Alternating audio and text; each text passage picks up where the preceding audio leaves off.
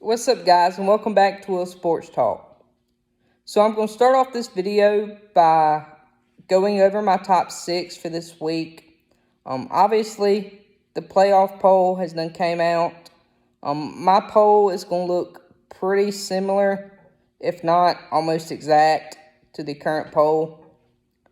At number 1, I obviously have Georgia. They got Brock Bowers back. He is picking up right where he left off. This offense for Georgia, very explosive. The defense for Georgia is always going to be good under Kirby Smart. Right now, Georgia is obviously looking like the most dominant team in the country and easily the best team in the country. There is absolutely no reason why they should not be number 1 right here. At number 2, I have Ohio State. This Ohio State defense is one of the best in the country. The offense is still lagging a little bit, still kind of lackluster. The reason I have them at number 2 is because of their resume. They have a pretty decent resume right now. So that's why I have them at number 2. At number 3, I have Florida State. Florida State started off the year really good with that big win over LSU. They had a big win over Duke.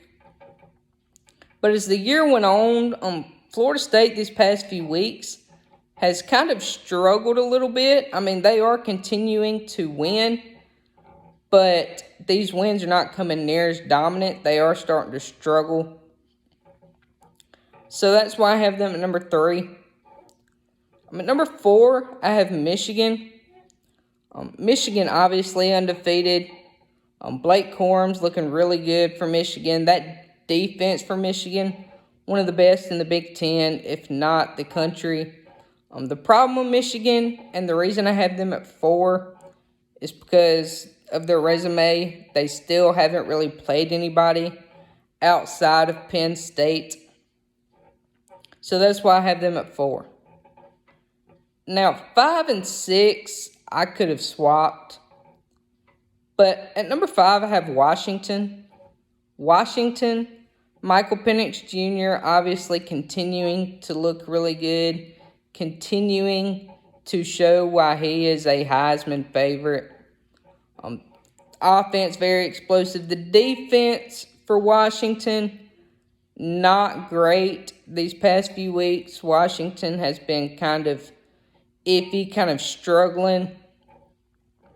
So that's why I have them at number 5. At number 6, I have Oregon. Obviously, Bo Nix looking really good for Oregon. Offense playing lights out. Same issue with Washington. The defense for Oregon is kind of struggling a little bit.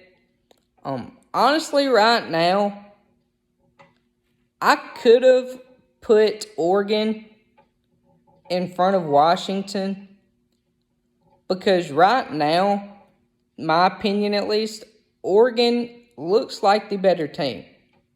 Oregon's playing really good ball right now, so I could have easily put them above Washington, but obviously because of the head-to-head, I can't do that, so that's why they're number 6.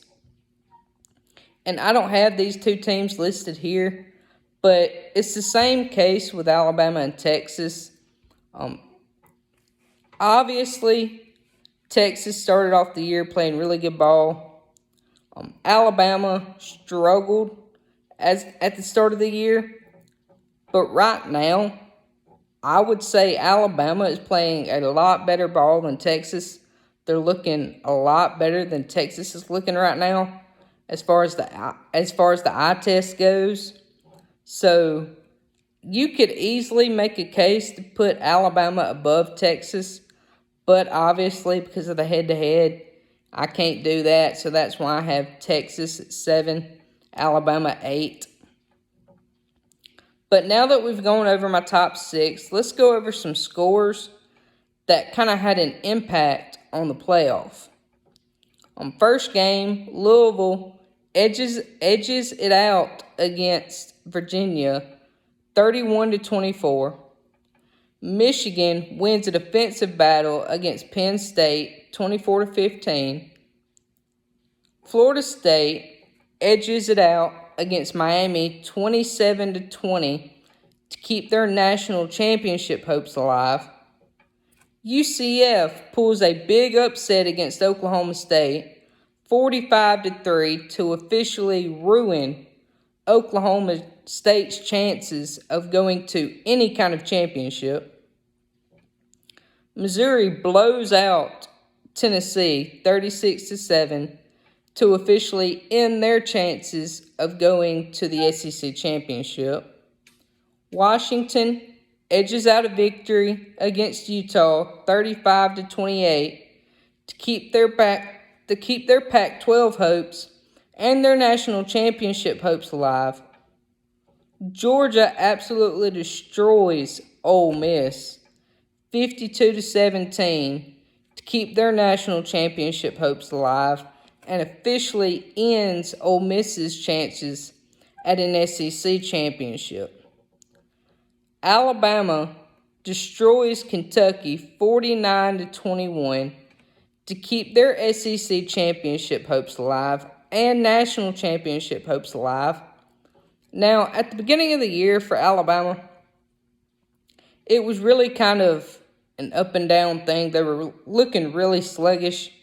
Jalen Milroe was struggling at the beginning of the year. I was honestly wondering if Jalen Milroe was the answer. But as the year has gone on, Alabama is looking like a completely different team. Alabama is much more improved right now than they are from week one. Jalen Milroe is playing a lot better. He stepped up his game a lot. Honestly, right now, no, he's not going to win it. But the way he's playing right now, he is starting to look like a Heisman contender. Like I said, he's not going to win it, but he's starting to look like a serious contender for the Heisman.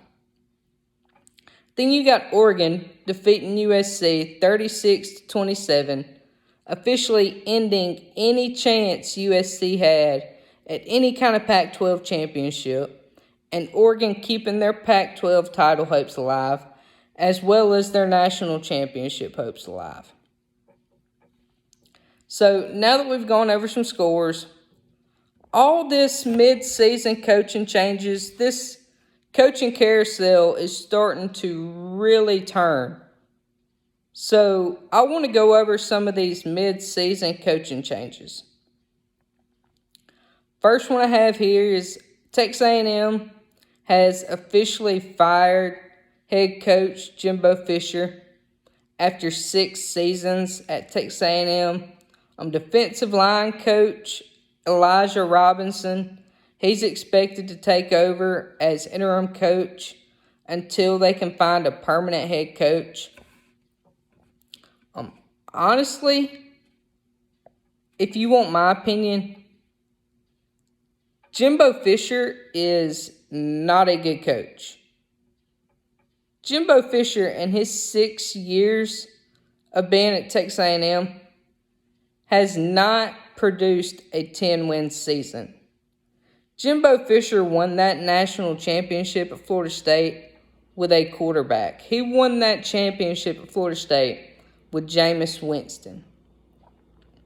So, my opinion, that was a total waste of $75 million. And Texas A&M is expected to pay him the remainder of that $75 million. But that was a total waste of that money. Next one is Mississippi State has officially fired their head coach, Zach Arnett, after not even a full season at Mississippi State. Zach Arnett, he has lost 6 of his last 8 games. Greg Knox, he's expected to take over as interim coach until they find a permanent head coach. I honestly do not like this. Mississippi State, you jumped the gun. I think you jumped the gun on this. Obviously, it was unfortunate circumstances that Zach Arnett took over for Mississippi State. Mike Leach tragically passes away. They name Zach Arnett the interim coach. Then I think it was a few days later, they officially promoted him to head coach. Wins his bowl game. And now he's in his official first full season at Mississippi State. My opinion, this dude has, and yes, I know why the move was done. They would want Zach, or Mike Leach would have wanted Zach Arnett to take over the program. They did it for Mike Leach. But this dude has never been a head coach before. This dude is a defensive coordinator. He's a former defensive coordinator. He was defensive coordinator for Mike Leach during his time. Then before that, he was a defensive coordinator at San Diego State. So this was his first stint at head coach. My opinion, you don't hand somebody the keys to a vehicle and expect them to be able to drive a 4-lane without any experience whatsoever. And that's kind of exactly what they did with Zach Arnett. That's the same situation here. They basically handed him the keys and expected him to succeed year one, when, number one, that's not going to happen with the talent you have at Mississippi State, plus a first-year head coach, plus you're in one of, if not the toughest conference in college football, in the SEC West. And you expect a first-year head coach to come in there and succeed year one. I think that's a mistake on Mississippi State's part. I think they should have gave him more time to build that program, get his guys in there, and Zach Arnett kind of learn and develop himself. So, my opinion, I think Mississippi State did that way too fast. I think that was a bad move.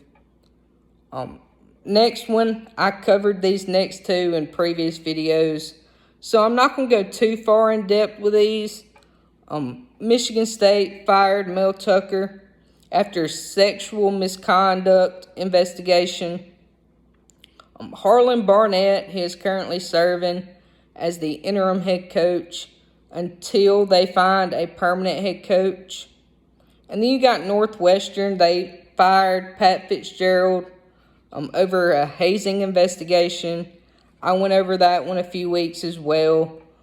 Defensive coordinator David Braun, he was the interim coach. They have officially recently promoted him to permanent head coach. And honestly think that is the right move for Northwestern. Ever since David Braun has stepped in, he has honestly flipped this program around. And he honestly has Northwestern in the conversation for a Big Ten title and a bowl berth. So I think that is a very good move by Northwestern by promoting David Braun to permanent head coach. Next one is Iowa. They fired their OC, Brian Ferentz, after 6 seasons. This offense obviously struggled for Iowa. Honestly, this defense for Iowa is really good. And Iowa's right now is sitting here with 2 losses. If their offense would have contributed just a little bit in this season, there's a good chance they could have been sitting here undefeated. So firing Brian Ferentz was a very good move in my opinion. This contract for Iowa that he had, it did state that Brian Ferentz must win at least 7 games and average 25 points per game to renew his contract, and obviously that did not happen. My next one, Penn State, they fired their offensive coordinator, Mike Yurcich, after 2 seasons. Penn State, they continue to struggle to score against good teams. I think that's a very good move by Penn State. This next one, I've been talking about all year. USC finally made the move. They finally made the move they needed to make. USC finally fires defensive coordinator Alex Grinch after being with Lincoln Riley since 2019. Lincoln Riley, you should have made this move first of the year. Beginning of the season, this should have been done. I don't know why you wait until you're out of every contention. You're out of a Pac-12 title, you're out of a national championship title, then you fire him. My opinion, that's a bad move by Lincoln Riley. It's a good move by firing him, but it's a bad move by waiting this late in the season to do it. Ever since Alex Grinch has been the defensive coordinator for USC, this USC team has given up 101 points in their last 2 games. They've allowed 34.5 points per game this year, and they are bottom 30 in every statistical category on the defensive side of the ball. So very good move by USC. So now I want to jump in my Week 12 predictions. First game I have here is Michigan and Maryland. 2 pretty good defenses here. Obviously, Talia Tagovailoa is very good for Maryland. On the offensive side of the ball for Michigan, my opinion, they don't have much besides Blake Corum. Blake Corum's obviously very good for Michigan. They have J.J. McCarthy. He's not looked great these past 2 or so weeks, which granted this last game, they relied heavily on the run game, so J.J. McCarthy didn't get to show much. I see this being a closer game than the spread says. The spread is -19 for Michigan. I like Michigan to win this game, but I do like the +19 for Maryland here. My next game is Miami and Louisville. See this being a back-and-forth type game. I'm honestly predicting my first upset here. I like Miami to go in and beat Louisville. My third game is Georgia and Tennessee. Georgia's a 10-point favorite. Now, I'm just going to be honest. After watching Georgia's game against Ole Miss and then watching Tennessee's game against Missouri, Brock Bowers is back. This offense is going to be dangerous. I honestly do not see any way that Tennessee can even keep this game close. I see this being a blowout. I'm calling it right now. Georgia's winning the national title this year. Georgia's winning the national title this year. Nobody's beating Georgia this year. It's not happening. If Georgia plays like they played the other day on both sides of the ball all year, nobody's touching them. So I see Georgia absolutely destroying Tennessee. Next game, I have UCLA and USC. This game's going to be a back and forth game, kind of a high scoring game.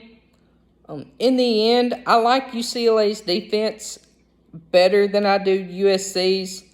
I like the plus 6.5 for UCLA. And I actually like UCLA to win this game. My last game is Washington and Oregon State. Oregon State's favored by 2. I see this being another back and forth, high scoring game. Washington, they've continued to win, but like I said, they've kind of struggled lately. In the end, I like Oregon State's defense better than I do Washington's, and I'm actually going to take Oregon State to knock off Washington in this game. So, with that being said, that is my predictions, my top 6, my scores, and my coaching changes, all for this week. I hope y'all enjoyed this video. If y'all will, make sure to like, comment, and share. And I hope to see y'all in the next video. Thank you.